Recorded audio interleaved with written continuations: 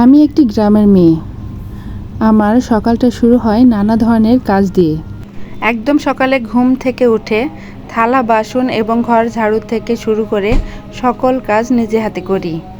বাচ্চাদের দেখাশোনা, তাদের পড়াশোনা করানো, তাদের স্কুলে নিয়ে যাওয়া, সকল দায়িত্ব। এর মধ্যে তো ফসল আছেই। ফসল পানি ওঠা থেকে শুরু করে সেই ফসল পানিকে একদম ঠিকঠাক মতো যত্নআত্তি করে বাজারে নিয়ে যাওয়া পর্যন্ত। শ্বশুর বাড়ি বলে কথা, বাবার বাড়ির মতো তো বসে বসে আর খেতে পারবো না। এই যে দেখতে পাচ্ছেন, সেই সকাল থেকে কাজ করতেছি, অনেক কাঁচা ধোয়া করেছি। আর এখন এগুলো শুকায় নিয়ে এসে আবার এই যে একদম গোছাই রাখতেছি। জীবন মানেই আসলে ব্যস্ততা, ব্যস্ততা ছাড়া আর কিছুই নেই। তারপরও ব্যস্ত থাকতে আমার এখন ভালো লাগে। পড়াশোনা শেষ করেছি, চাকরি পেছনে ছুটছি, চাকরি পাচ্ছি না, তো কী করব। সংসারের দিকে আরও বেশি মনোযোগী হয়ে গেছি।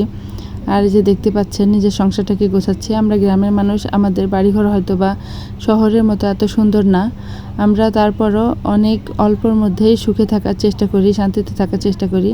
আলহামদুলিল্লাহ, আমি অনেক ভালো আছি। তো সকাল থেকে এত বেশি কাজ করছি, অনেক বেশি ক্লান্ত লাগছিল। নিজেকে একটু পরিপাটি করার সময়ও পাইনি। এই যে দেখতে পাচ্ছেন, এগুলো সব আমার মেয়ের পোশাক। আমি কাঁচা ধোয়া করে পরিপাটি করে এখন এগুলোকে কিছুক্ষণ পর আয়রন করব। তো কিছুক্ষণ আগে বৃষ্টি হচ্ছিল, আর হঠাৎ করে এগুলোকে শুকাইতে পারি নাই। তো কাপড়গুলো উঠাই নিয়ে এসে এখন আবার বাতাসে দিলাম শুকানোর জন্য। হয়তোবা আমি পরিপাটি এখনও থাকতে পারি না, কারণ আমাদের গ্রামের বাড়ি আর বাড়িগুলো এখনও যেহেতু আমাদের সারা হয়নি, তাই অগোছালো মনে হতে পারে। তারপরে এর মধ্যে দিয়ে আমি সুন্দর করে গুছিয়ে রাখার চেষ্টা করি। আপনারা কিছু মনে করবেন না। জীবনে কোনো কিছু নিয়ে আসলে আমার আফসোস লাগে না। কেন লাগে না? আমার মনে হয় সব কিছু আল্লাহ তাআলাই নির্ধারণ করে দেন। আপনি যেটা চাবেন সেটা আসলে হবে না, কারণ আল্লাহ তাআলা নির্ধারণ করে দেবে আপনার কোনটা ভালো কোনটা খারাপ।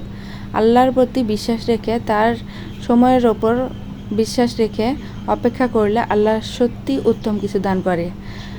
যাই হোক, এই যে এখন অনেক কাজ করতেছি, আর এত কাজ করতেছি, ঘর বাড়ি যখন সব ধোলাই মোছাই পরিষ্কার করি এবং বাড়িঘর যখন কাঁচা ধোয়া করি, তখন নিজেকেও পাতলা লাগে আর বাড়িটাকেও পাতলা লাগে।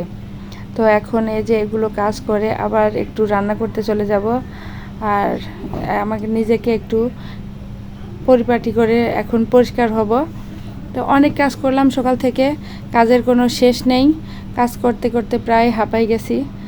আর এই কাজটুকু এখন বাকি ছিল, ঘর গুছানো। সকল ঘর গুছানো কমপ্লিট হয়ে গেল। আর দেখতেই পাচ্ছেন, আমিও ক্লান্ত হয়ে গেছি। সবাইকে ধন্যবাদ জানিয়ে আমি এখন এখানেই রাখছি। আবারও দেখা হবে অন্য কোনো ভিডিওয়ে। ধন্যবাদ।